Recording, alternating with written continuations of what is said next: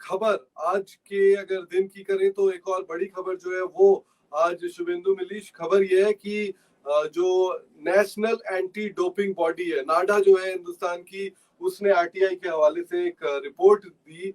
उस रिपोर्ट में बहुत सारी चिंताएं भारतीय क्रिकेट को लेकर है, क्योंकि भारतीय क्रिकेट जो है 2019 से बीसीसीआई के मना करने के बावजूद, कोर्ट के हस्तक्षेप के बाद जो है वो इंडियन एथलीट्स का और इंडियन क्रिकेटर्स का जो डोपिंग का टेस्ट होता है वो नाडा ही कंडक्ट करती है। तो आरटीआई के हवाले से आज एक खबर आई कि कौन से प्लेयर्स के कितने बार डोप टेस्ट हुए और इसमें काफी सारे सवाल जो है वो उठे हैं। ओवरऑल अगर देखें तो नाडा जो कि नेशनल एंटी डोपिंग एजेंसी है, उसने इस साल 5,961 टेस्ट किए साल 2021 में और 2022 में, लेकिन सिर्फ 114 ही टेस्ट क्रिकेटर्स के हुए इसमें 2021 में 2022 में। और क्या आप गेस कर सकते हैं कि सबसे ज्यादा बार किसके टेस्ट हुए होंगे? एनी गेस, वाइल्ड गेस कर दीजिए। डोपिंग में देखिए हो सकता है कि अब नए सैंपल लेते हैं मोस्टली। हाँ, नए खिलाड़ी में जैसे बार बार आता था पृथ्वी शॉ के नाम आ सकते हैं। खैर पृथ्वी शॉ तो आप रहे होंगे। इंटरनेशनल क्रिकेट की इंडियन टीम की बात कर रहा हूँ, 2021-22 की अगर बात की जाए ना तो कुल 114 टेस्ट हुए थे और सबसे ज्यादा बार भारतीय टीम के मौजूदा कप्तान रोहित शर्मा ने टेस्ट दिया है। 6 बार रोहित शर्मा का टेस्ट हुआ है, जो कि सबसे ज्यादा है। लेकिन ये चौंकाने वाला भी है, क्योंकि यूजुअली अगर आप दूसरे एथलीट्स को देखेंगे ना, पिछले 2 साल में मैंने जैसा आपको बताया कि जो डेटा है वो बहुत कम है क्रिकेट का, क्योंकि क्रिकेट का जो टेस्ट हुए हैं, टोटल टेस्ट 5,961 हुए, उसमें से 114 क्रिकेटर्स के हुए, लेकिन इसके अलावा 1,717 टेस्ट जो है वो दूसरे एथलीट्स के हुए।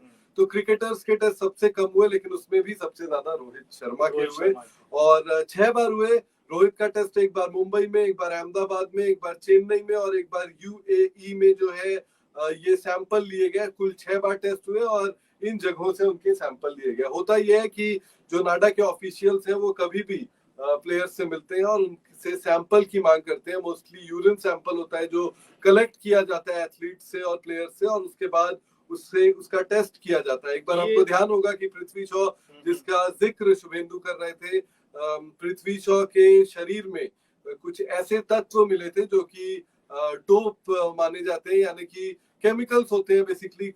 कई बार वो दवाई के रूप में भी आ जाते हैं, कई बार किसी और। पृथ्वी शॉ ने तब हालांकि क्लैरिफिकेशन दिया था कि कुछ उन्होंने कप सिरप लिया था बिना परामर्श किए डॉक्टर से और उसकी वजह से हुआ था। लेकिन अलार्मिंग चीज ये है शुभेंदु की बहुत कम टेस्ट हो रहे हैं और सबसे ज्यादा अगर कप्तान का हो रहा है तो आप समझ सकते हो कि स्थिति खराब है। मैं यही पूछने जा रहा था आपसे कि जैसे डोप टेस्ट जो टीम का लिया जा रहा है, टीम का नहीं होता, रैंडम खिलाड़ियों का। मान लीजिए हमारे ऑफिस में फ्लोर में आपको पिक किया और किसी को पिक किया, बोला हाँ भाई आज आप तो ये जो नाडा के जो अधिकारी होते हैं, क्या उनके मतलब कि कुछ किसी खिलाड़ी पर कुछ शक होता है या? शक नहीं, रैंडम टेस्टिंग होती है। जैसे कि ऑफिस में भी रैंडम ड्रग टेस्ट होते हैं, उसी तरीके से ये ड्रग टेस्ट होते हैं, डोपिंग टेस्ट होते हैं, एंटी डोपिंग टेस्ट होते हैं। इसके अलावा अगर बात करें, जैसा कि मैंने आपको बताया कि 6 बार रोहित शर्मा का टेस्ट हुआ, इसके अलावा 7 खिलाड़ियों का एक बार टेस्ट हुआ, जिसमें से ऋषभ पंत है, सूर्य कुमार यादव है और चेतेश्वर पुजारा है।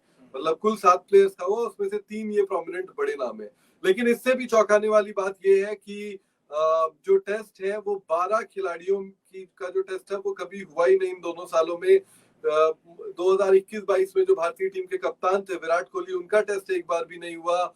मौजूदा व्हाइट बॉल के कैप्टन या फिर T20 के कैप्टन आप कह सकते हैं हार्दिक पांड्या, उनका नहीं हुआ एक बार भी टेस्ट।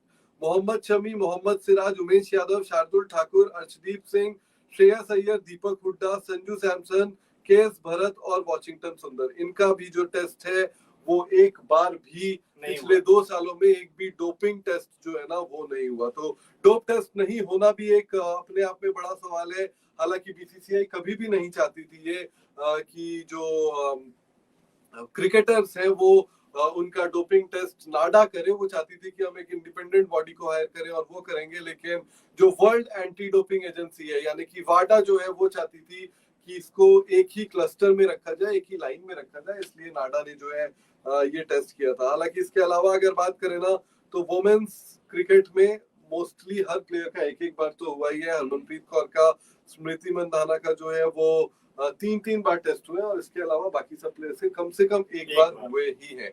तो पुरुष क्रिकेटर्स को और ज्यादा डोप टेस्ट देने की जरूरत है। इससे होता यही है कि आप गेम को क्लीन रखते हो, इससे ज्यादा कुछ गेम नहीं को होता। क्लीन रखते हो और कहीं ना कहीं उस जो होता नहीं शक के दायरे हो से आप निकल जाते हो। नहीं, और ये उस पर भी सवाल उठता है कि या तो नाडा पर या तो उस पूरी प्रक्रिया पर सवाल उठता है कि भाई आप एक खिलाड़ी का अगर 6 बार टेस्ट हो रहा है तो एक खिलाड़ी का हो ही नहीं हो रहा, ही नहीं रहा। क्यों नहीं हो रहा? मतलब ये सवाल उठते हैं कि अगर एक नियम बनाया गया तो उस नियम के तहत तो सभी को आना चाहिए। बिल्कुल, तो ये एक बड़ा सवाल है। शायद हो सकता है कि आने वाले समय में इस पर लगातार बहस भी हो।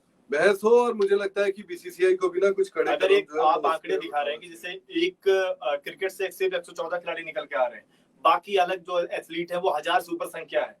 तो फिर एक तरीके से ना कि आप क्रिकेट को एक अलग तरीके से देख रहे हो, बाकी गेम्स को आप अलग तरीके से देख रहे हो। एक बराबर से आप अगर मान लीजिए सारे हर एथलीट को एक ही तराजू में तौलना चाहिए, और आप रैंडम टेस्ट करो, कोई दिक्कत नहीं है, लेकिन एटलीस्ट एक बार तो सभी खिलाड़ियों का टेस्ट तो होना ही चाहिए।